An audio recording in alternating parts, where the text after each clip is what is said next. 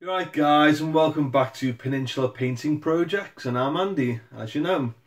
So, I was thinking the other day, let's do a little video about the Warhammer community. So, one of the main things I love about this hobby is the fact that you're not just doing it on your own, you're not just at home painting on your own. You can go to Games Workshop, you can go into the store, you can say to them, oh, could you help us paint this? Can you improve my painting skills? You can speak to the staff about what updates you can do in your army. So I wanted to get back into the system, shall I say. I haven't really played in Games Workshop for years, since I've been about 12, and that was a little bit of a time ago, to be honest. But 8th edition came out and I wanted to get back into it. So I obviously bought the new starter set, the Dark Imperium starter set. I thought the Primaris Marines looked pretty decent, like, but those Death Guard, my god, they are sick. You know, we've just done the painting tutorial on them, and I couldn't believe how detailed they were. So I've started attending the Sundays, which I used to call it Beginner's Sundays, but I don't think it's called that anymore. In the mornings, you have the Warhammer 40k, and you do a quick hour-and-a-half game with 25 PowerPoints. And basically, what you do is you're learning the rules from scratch. So you'll learn the movement phase, the psychic phase, the shooting phase. You'll learn all each individual rules, which is for each setup phase, and then you got your close combat. Oh, and one thing that we always forget is the moral phase. So I thought, yeah, let's do this. Let's get back into it. So I read the rule book again, painted me miniatures, and I started attending the Sunday session, which is initially, basically, it's for beginners. Now, I know I'm not a beginner. I've been doing this for 17 odd years, but it was nice to go back into an environment where it's not competitive. Well, I am competitive, which is a bit naughty of me, but it's not a competitive environment.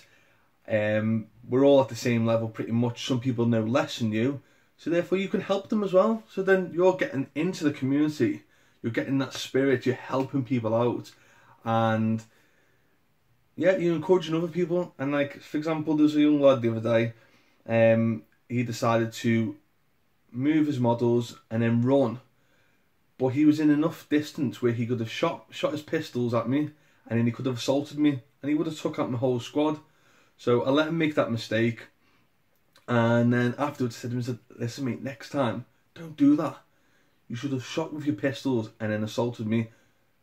And look what's happened now. My Blood Claws, my 15-man Blood Claw squad with like 30 odd attacks have just ripped you apart.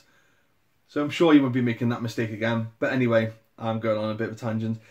So I wanted to do the Sunday sessions, which I think is great because people are learning the new rules. There's staff there. There's like 3 staff on, and they like, you put, hey mate, what do you need to hit the that squad with this squad, or this vehicle to that squad, and they'll come over. They'll say, get your rule book out, get your index or your codex out, and they'll obviously encourage you to find it. But if you haven't got the right book, they'll let you know. So last week I was next to a lad, and the staff came over and said to him, how are you getting on with your mark of glory? And I said to him, hey mate, what's all this about? And he was like, oh, have you not been given one? I said, no. So he passed me one of these, and it's like a little booklet, little pamphlet thing here.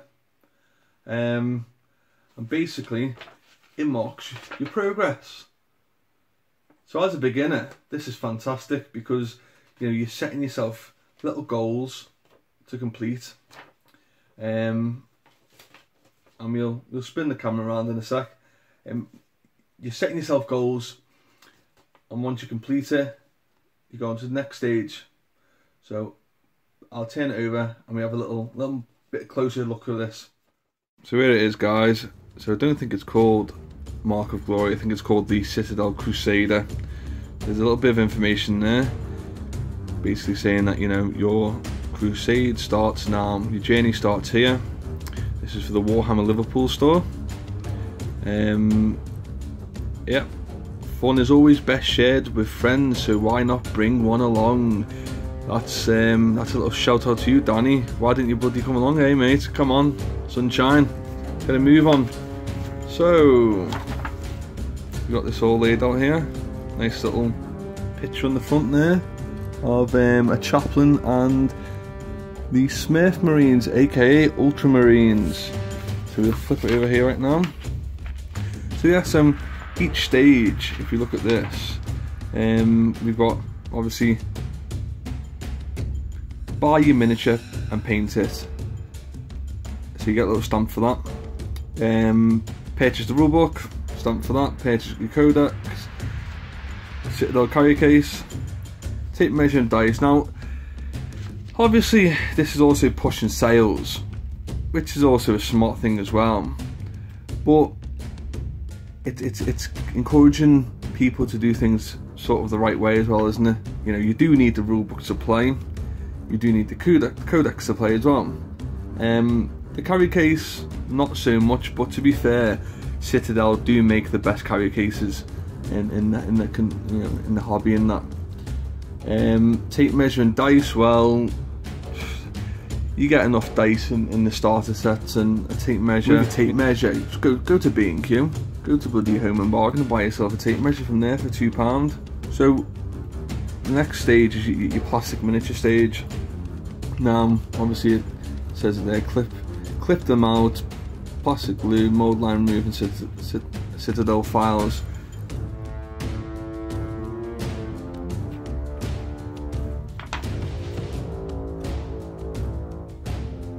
So as we can see, each stage, you know, the building stage, have you got experience with your plastic miniatures?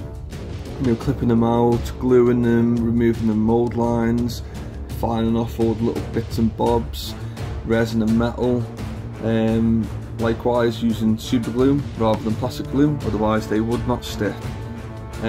Mold line remover, well, that probably is in regards to resin. Filling gaps, see, I've never done that, to be honest. I've just stuck them together and painted them. What else have we got? Hobby knife and cutting mat. As you can see, I've got my cutting mat there. Pinning and drilling. So this is quite an interesting one, because obviously you can go into the store and they'll show you how to pin correctly. Now, some people may not need any help with that, but it could be quite challenging for us. Basing as well, you know. I remember years ago when I just dabbed a load of PVA glue on my base and just threw a load of flock on it, and it just looked awful. So at least, you know, the staff will show you how to do it properly.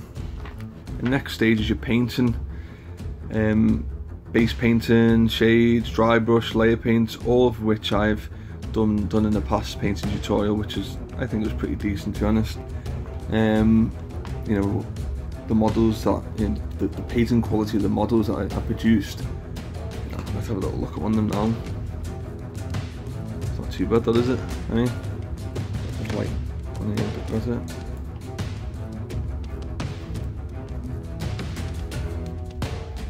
Yeah, not too bad really, is it?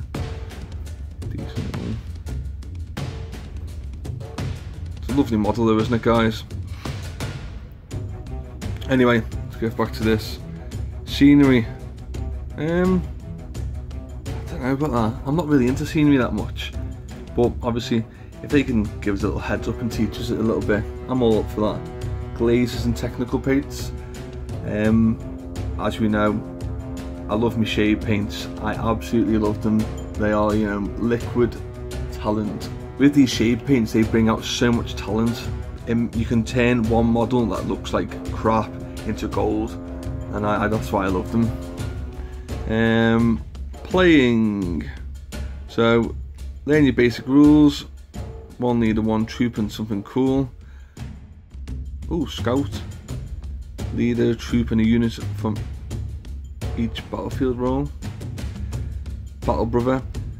So basically, once you've got to this stage and you complete everything else, you go to your battle brother, which use a 1,000-point army list, and I think they said you go against one of the staff or maybe another person who's on the same level. That'd be quite interesting. Veterans of War. Oh, cool. Use a detachment, a stratagem and a piece of scenery. Saying that though, when you do the Sundays, there's loads of scenery on the board. But these stratagems I've not used them yet, to be honest. So I'm quite looking forward to that stage. Then you've got to write an army list of 2,000 points, which I'm sure he did say to me, if you ever need any help, pop in the store with your army and your rule book, your codex, index, and they'll help you out. You know, they'll help you to write up an army list, which is pretty good of them, isn't it? Next one. This is the final stage. This is the graduation. So you get to your test of iron. I think you have a 2,000-point army. So you use the list that you've written previously, and you go against the War Master. And normally the War Master is the store assistant. That's what I was told last week, and I think that's pretty cool. How much satisfaction would you get by not only playing against a War Master, aka the store assistant or the store manager? What if you actually beat them as well? How cool would that be, eh? It'd be amazing. So yeah, so that's that. And I just thought I'd do a little video on that, because everyone needs to learn somehow. And this is a great way of learning. You know, you don't even need to spend that much money, do you really?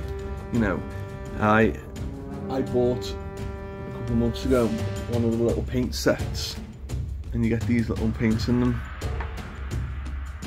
You know, I bought one of them the other day. Well, a couple of months ago.